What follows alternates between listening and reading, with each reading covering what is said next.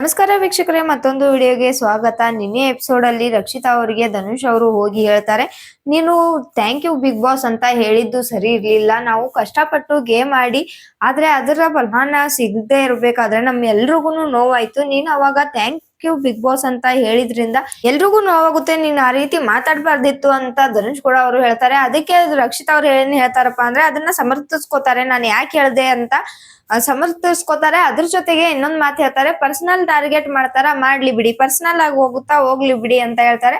ಅಲ್ಲೇನೆ ಅವರ ಡೇರಿಂಗ್ ನ ಮೆಚ್ಕೊಳ್ಳೇಬೇಕು. ಇದನ್ನು ಎದುರು ಹಾಕೊಳ್ಳುವಂತ ಕೆಪಾಸಿಟಿ ಅವ್ರಿಗಿದೆ. ಹಾಗಂತ ಸುಮ್ನೆ ಏನ್ ಎದುರು ಹಾಕೋತಿದ್ದಾರೆ ಅಂತ ಹೇಳಕ್ ಆಗಲ್ಲ.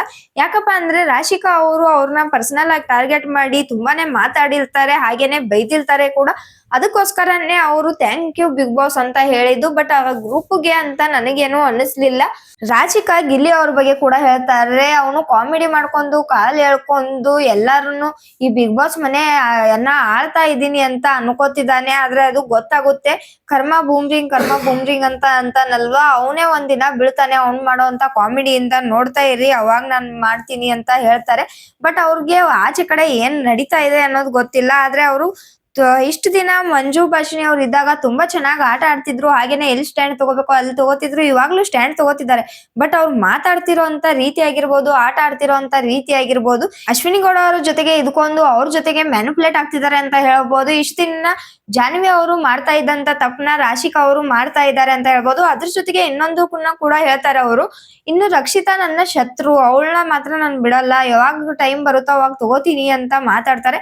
ಅದು ತುಂಬಾನೇ ತಪ್ಪು ಅಂತ ಹೇಳ್ಬೋದು. ಪರ್ಸನಲ್ ಆಗಿ ಟಾರ್ಗೆಟ್ ಕೂಡ ಮಾಡ್ತಿದ್ದಾರೆ ಅಂತ ಹೇಳ್ಬೋದು. ನಿನ್ನೆ ಎಪಿಸೋಡ್ ಅಲ್ಲಿ ಕೂಡ ನೋಡಿರ್ಬೋದು ನೀವು. ಗೆಸ್ಟ್ ಗಳು ಬಂದಾಗ ರಕ್ಷಿತಾ ಹೇಳ್ತಾರೆ, ಏನ್ ಕೆಲಸ ಮಾಡ್ತಿದ್ದೀರಾ ಬಿಡಿ, ಅವ್ರ ಜೊತೆ ಇರಿ ಅನ್ನೋ ರೀತಿಯಾಗಿ ಅವ್ರು ಹೇಳಿದ್ರೆ, ನೀನ್ ಯಾವಳ ಕೇಳಕ್ಕೆ, ನೀನ್ ಎಲ್ಲದಕ್ಕೂ ಬಾಯ್ ಹಾಕ್ಬೇಡ ಅಂತ ಒಂದೇ ಸಮನೆ ಅವ್ರ ವಿರುದ್ಧ ಜಗಳಕ್ಕೇನೆ ನಿಂತ್ಕೋತಾರೆ ಅಂತ ಹೇಳ್ಬೋದು. ಫಸ್ಟ್ ಆಫ್ ಆಲ್ ಇದನ್ನೆಲ್ಲ ಸ್ಟಾರ್ಟ್ ಮಾಡ್ಕೊಂಡಿದ್ದು ರಾಶಿಕಾ ಅವರೇ ಅಂತಾನೆ ಹೇಳ್ಬೇಕು. ಯಾಕಪ್ಪ ಅಂದ್ರೆ ನೈಟೇನೆ ನಾನು ಅಡಿಗೆ ಮಾಡು ಅಂದಾಗ, ಕೆಲಸ ಮಾಡು ಅಂದಾಗ, ಇಲ್ಲ ನನಗೆ ಇವತ್ತು ಸುಸ್ತಾಗಿದೆ ನಾನು ಬೆಳಿಗ್ಗೆ ಎದ್ದು ಮಾಡ್ತೀನಿ ಅಂತ ಹೇಳ್ತಾರೆ. ಬೆಳಿಗ್ಗೆ ಎದ್ದು ಹೆಲ್ಪ್ ಮಾಡ್ಬನ್ನಿ ಅಂತ ಹೇಳಿದಾಗ ಮುಂಚೆನೆ ಮಾತಾಡ್ಕೊಂಡಿರ್ತಾರೆ, ನಾನ್ ಮಾಡಲ್ಲ ಅಂತ ಹೇಳ್ತೀನಿ ನೋಡಿ ಅಂತ.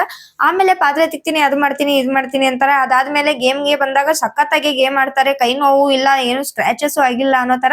ಇನ್ನೊಂದ್ ಕಡೆ ಗಿಲ್ಲಿ ಅವರು ಅವ್ರಿಗೆ ತಮಾಷೆ ಮಾಡ್ತಿರ್ಬೇಕಾದ್ರೆ ಎಲ್ಲಿ ನೋವಾಗಿದೆ ತೋರ್ಸು ಅಂದಾಗ ಕ್ಯಾಮ್ರಾನ ಜೂಮ್ ಹಾಕಿ ರಾಶಿಕಾ ಅವರ ಕೈಯನ್ನ ತೋರಿಸ್ತಾರೆ. ಆದ್ರೆ ಯಾವ ಗಾಯಗಳು ಕಾಣಿಸೋದಿಲ್ಲ. ಬಟ್ ಒಳಗಡೆ ನೋವಿದ್ರು ಇರ್ಬೋದೇನೋ, ಅದ್ ನಮಗ್ ಗೊತ್ತಾಗಲ್ಲ. ಬಟ್ ಇವ್ರು ಮಾತಾಡ್ತಾ ಇರೋ ರೀತಿ, ಆಟ ಆಡ್ತಾ ಇರೋ ರೀತಿ, ಮುಂಚೆನೆ ಪ್ರೀ ಪ್ಲಾನ್ ಮಾಡ್ಕೊಳ್ಳೋ ರೀತಿ ನೋಡಿದಾಗ ಇವ್ರು ಸುಳ್ಳು ಹೇಳ್ತಿದ್ದಾರೆ ಅನ್ನೋ ಅಂತ ಭಾವನೆ ಬರೋದಂತೂ ತಪ್ಪಿಲ್ಲ ಅಂತ ಹೇಳ್ಬೋದು. ಇನ್ನು ಅದ್ರ ಜೊತೆಗೇನೆ ತಾವು ಮಾಡಿದ ಕರ್ಮದಿಂದಾನೇ, ತಾವು ನಡ್ಕೊಂಡಿದ್ದ ರೀತಿಯಿಂದಾನೇ ಗಿಲ್ಲಿ ಅವರು ಅವ್ರಿಗೆ ಅವಕಾಶ ಸಿಗ್ಬಾರ್ದು ಅನ್ನೋ ಸಲುವಾಗಿ ನನ್ನನ್ನ ಸೆಲೆಕ್ಟ್ ಮಾಡಿ ಅಂತ ನಿಂತ್ಕೊಂಡ್ರು ಅನ್ನೋದು ನನ್ನ ಅಭಿಪ್ರಾಯ.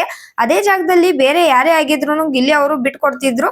ಆದ್ರೆ ರಾಶಿಕಾ ಅವ್ರು ಇರೋದಕ್ಕೇನೆ ಅವರು ತಮ್ಮ ಆಟನ ಬಿಟ್ಕೊಡ್ಲಿಲ್ಲ. ಸ್ಟೂಡೆಂಟ್ ಆಫ್ ದಿ ವೀಕ್ ಅನ್ನೋದು ಸಿಗದೆ ಇರೋ ರೀತಿಯಾಗಿ ಮಾಡಿದ್ರು ಅಂತ ಹೇಳ್ಬೋದು.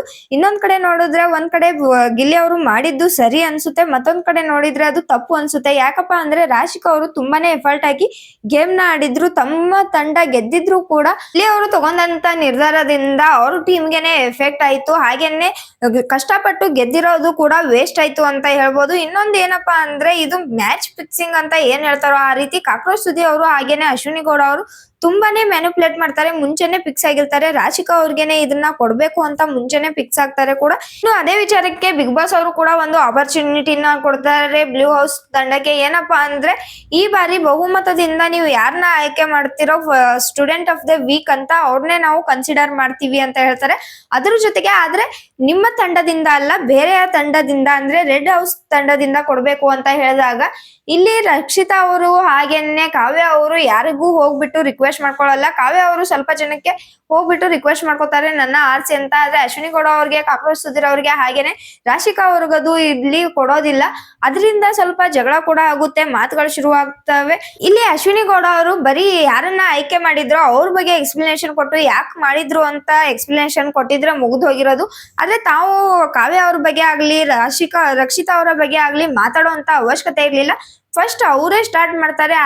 ಇವ್ರು ಬಂದ್ ಕನ್ಫೆಷನ್ ಮಾಡ್ಕೋಬಹುದಿತ್ತು, ಮಾಡ್ಬೇಕಿತ್ತು ಅಂತ. ಆದ್ರೆ ರಕ್ಷಿತಾ ಅವರೇ ಆಗಿರ್ಬೋದು, ಕಾವ್ಯ ಅವರೇ ಆಗಿರ್ಬೋದು, ಹೋಗ್ಬಿಟ್ಟು ಅವ್ರ ಹತ್ರ ರಿಕ್ವೆಸ್ಟ್ ಮಾಡ್ಕೊಂಡಿದ್ರು. ಅವ್ರನ್ನ ಸೆಲೆಕ್ಟ್ ಮಾಡ್ತಾ ಇರ್ಲಿಲ್ಲ. ತಮ್ಗೆ ಯಾರು ಸೆಲೆಕ್ಟ್ ಮಾಡ್ಬೇಕು ಅಂತ ಫಿಕ್ಸ್ ಆಗಿದ್ರು ಅವ್ರನ್ನೇ ಅವರು ಸೆಲೆಕ್ಟ್ ಮಾಡ್ತಾ ಇದ್ರು. ಸುಮ್ನೆ ವೇಸ್ಟ್ ಆಗ್ತಿತ್ತು ಅಷ್ಟೇ ಅವ್ರ ಮಾತುಗಳು. ಇದನ್ನ ರಕ್ಷಿತಾ ಅವ್ರು ಕೂಡ ಕ್ಯಾಪ್ಟನ್ ಆಗಿರುವಂತ ರಘು ಅವ್ರ ಮುಂದೆ ಹೇಳ್ಕೊತಾರೆ. ಅದು ತುಂಬಾನೇ ಒಳ್ಳೆ ಅಂತ ಹೇಳ್ಬೋದು. ಯಾಕೆ ಸುಮ್ನೆ ಹೋಗ್ಬಿಟ್ಟು ಅವ್ರ ಮುಂದೆ ಚಿಕ್ಕವ್ರು ಆಗ್ಬೇಕು ಅನ್ನೋ ಈಗೋ ಅವರಲ್ಲಿ ಕರೆಕ್ಟ್ ಆಗೇ ಇದೆ ಅಂತ ಹೇಳ್ಬಹುದು. ಇನ್ನು ನೆಕ್ಸ್ಟ್ ಕಾವ್ಯ ಅವರು ಅಶ್ವಿನಿ ಗೌಡ ಅವ್ರ ಹತ್ರ ಹೋಗಿ ನೀವ್ಯಾಕೆ ಈ ರೀತಿ ಮಾತಾಡಿದ್ರಿ, ನಿಮಗ ಅಷ್ಟು ಕ್ಲಾರಿಟಿ ಬೇಕಾಗಿದ್ರೆ ಅಥವಾ ಕೂತ್ಕೊಂಡ್ ಮಾತಾಡೋಣ ಅನ್ನೋದಾಗಿದ್ರೆ ನೀವು ಈಗೋ ಬಿಟ್ಟು ಮಾತಾಡ್ಬೋದಿತ್ತು ಅಂತ ಒಂದು ಒಳ್ಳೆ ರೀತಿಯಾಗಿನೇ ಮಾತಾಡ್ತಾ ಇರ್ತಾರೆ. ಆದ್ರೆ ಅದನ್ನ ಅಶ್ವಿನಿ ಗೌಡ ಅವರೇ ಎಲ್ಲೋ ಒಂದ್ ರೀತಿ ಎದೆ ಕೊಡ್ದಿರಾ ಹೋಗು ಅಂತ ಹೇಳ್ತಾರೆ. ಅದಕ್ಕೆ ಕಾವ್ಯ ಅವರು ರೈಸ್ ಆಗಿ ತುಂಬಾನೇ ಚೆನ್ನಾಗಿ ಮಾತಾಡಿದ್ರು ಅಂತ ಹೇಳ್ಬೋದು. ಇಷ್ಟು ದಿನ ಆದ್ರೂ ಯಾರು ಕೂಡ ಅಶ್ವಿನಿ ಗೌಡ ಅವ್ರಿಗೆ ಈ ರೇಂಜ್ಗೆ ಮಾತಾಡಿರ್ಲಿಲ್ಲ ಅಂತ ಹೇಳ್ಬೋದು. ತುಂಬಾ ಜಗಳಗಳಾಗಿತ್ತು, ಮಾತಾಡಿದ್ರು, ಮಟ್ಟಿದ್ರು. ಆದ್ರೆ ಕಾವ್ಯ ಅವರು ತುಂಬಾನೇ ಚೆನ್ನಾಗಿ ಮಾತಾಡಿದ್ರು. ಅದ್ರ ಜೊತೆಗೆ ರಕ್ಷಿತಾ ಅವರು ಕೂಡ ಕುಡ್ಕೊಂಡ್ರು. ಆಮೇಲೆ ಕಾವ್ಯ ಅವರು ಅಶ್ವಿನಿ ಗೌಡ ಅವರ ಹೆಸರನ್ನ ಇಟ್ಕೊಂಡು ಹೈಲೈಟ್ ಆಗಕ್ ನೋಡ್ತಾ ಇದ್ದಾರೆ ಅಂದ್ರೆ ನನ್ನ ಹೆಸರನ್ನ ಇಟ್ಕೊಂಡು ನೀವು ಹೈಲೈಟ್ ಆಗಕ್ಕೆ ನೋಡ್ತಾ ಇದ್ದೀರಾ ಅಂತ ಈ ಪಾಯಿಂಟ್ ಅಂದ್ರೂ ನನ್ಗೆ ತುಂಬಾನೇ ಇಷ್ಟ ಆಯ್ತು ಅಂತ ಹೇಳ್ಬೋದು.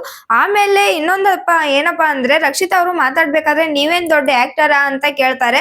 ಅದಕ್ಕೆ ಅಶ್ವಿನಿ ಗೌಡ ಅವರು ಆಸ್ ಯೂಶುವಲ್ ಆಗಿ ಏನೋ ಒಂದು ಮಾತಾಡಿದ್ರೆ ಅದನ್ನ ಮ್ಯಾನಿಪುಲೇಟ್ ಮಾಡಿ ಇನ್ನೊಂದು ಏನೋ ರೀತಿ ಹೇಳ್ತಾರಲ್ವಾ, ಅದೇ ಕೆಲಸನ ಮಾಡಿದ್ರು. ನೀವು ಕಲಾವಿದರಿಗೆ ಅವಮಾನ ಮಾಡ್ತಿದ್ದೀರಾ ಹಾಗೆ ಹೀಗೆ ಅಂತ ಹೇಳಿದ್ರು. ಬಟ್ ಅವರು ಕಲಾವಿದರಿಗೆ ಅಥವಾ ಆಕ್ಟರ್ ಗಳಿಗೆ ಅಂತ ಏನು ಮಾತಾಡ್ಲಿಲ್ಲ. ಅವರು ಪರ್ಸನಲ್ ಆಗಿ ಬರೀ ಅಶ್ವಿನಿ ಗೌಡ ಅವರ ಬಗ್ಗೆ ಮಾತ್ರ ಮಾತಾಡಿದ್ರು ರಕ್ಷಿತಾ ಅವರು. ಆದ್ರೆ ಇವ್ರಂತೂ ಮ್ಯಾನಿಪುಲೇಟ್ ಮಾಡೋದ್ರಲ್ಲಿ ಎತ್ತಿದ ಕೈ ಅಂತ ಹೇಳ್ಬೋದು. ಆದ್ರೆ ರಕ್ಷಿತಾ ಅವರು ಹಾಗೇನೆ ಕಾವ್ಯ ಅವರು ಸೇರ್ಕೊಂಡು ಅಶ್ವಿನಿ ಗೌಡ ಅವರಿಗೆ ಸಖತ್ತಾಗಿನೇ ಉರ್ಸಿದ್ದಾರೆ ಅಂತ ಹೇಳ್ಬೋದು. ಆದ್ರೆ ಇದ್ರ ಮಧ್ಯೆ ರಿಷಾ ಅವರು ಸುಮ್ನೆ ಬಂದು ತಮಗ್ ಬೇಡದೇ ಇರೋ ವಿಚಾರಕ್ಕೆ ಬಂದು ರೈಸ್ ಆಗಿ ಏನೇನೋ ಮಾತಾಡಕ್ ಹೋದ್ರು, ಅದು ವರ್ಕೌಟ್ ಆಗ್ಲಿಲ್ಲ ಅಂತ ಹೇಳ್ಬೋದು. ಇನ್ನೊಂದ್ ಕಡೆ ಸ್ಪಂದನ ಅವ್ರು ಕೂಡ ಹೇಳ್ತಾರೆ, ಯಾಕೆ ನೀನ್ ಮಧ್ಯ ಹೋಗಿ ಮಾತಾಡ್ತಾ ಇದೀಯಾ ಅವ್ರಿಬ್ಬರು ಜಗಳದ ಮಧ್ಯ ಅಂತ ಅಂತಾರೆ. ಆದ್ರೆ ಇವರು ಸುಮ್ನೆ ಹೈಲೈಟ್ ಆಗ್ಬೇಕು, ನಾನ್ ಕಾಣಿಸ್ಕೋಬೇಕು ಅಂತ ಏನೇನೋ ಮಾಡಿದ್ರೆ ಇಲ್ಲಿ ಹೈಲೈಟ್ ಹೋಗಲ್ಲ, ಅವ್ರಿಗೆ ಒಳ್ಳೆ ಪ್ರಶಂಸೆಯನ್ನು ಸಿಗಲ್ಲ ಅಂತ ಹೇಳ್ಬೋದು. ಇನ್ನು ನೆಕ್ಸ್ಟ್ ನೋಡೋದಾದ್ರೆ ಗಿಲ್ಲಿ ಅವ್ರನ್ನ ಟಾರ್ಗೆಟ್ ಮಾಡ್ತಿದ್ದಾರೆ. ಕಳಪೆಗೆ ಇವರೇ ಹೋಗ್ಬೇಕು ಅಂತ ರಿಷಾ ಗೌಡ ಅವರು ಹಾಗೇನೆ ಚಂದ್ರಪ್ರಭಾ ಅವರು ಕೂಡ ಫಿಕ್ಸ್ ಆಗಿದ್ದಾರೆ. ಇನ್ನು ಮನೆ ಮಂದಿ ಅಂತೂ ಕೇಳೋದೇ ಬೇಡ, ಎಲ್ರು ಕೂಡ ಸೇರ್ಕೊಂಡು ಇವತ್ತು ಗಿಲ್ಲಿ ಅವರಿಗೆ ಕಳಪೆ ಕೊಡೋದ್ರಲ್ಲಿ ಯಾವುದೇ ಡೌಟ್ ಇಲ್ಲ ಅಂತ ಹೇಳ್ಬೋದು. ಇನ್ನು ಜಾನ್ವಿ ಅವರ ಸ್ವಭಾವ ಇವಾಗ ನನಗೆ ಇಷ್ಟ ಆಗ್ತಿದೆ ಅಂತ ಹೇಳ್ಬೋದು. ಯಾಕಪ್ಪ ಅಂದ್ರೆ ಗಿಲ್ಲಿ ಅವರ ಪರಾನ ತಗೊಂಡಿದ್ದಾರೆ.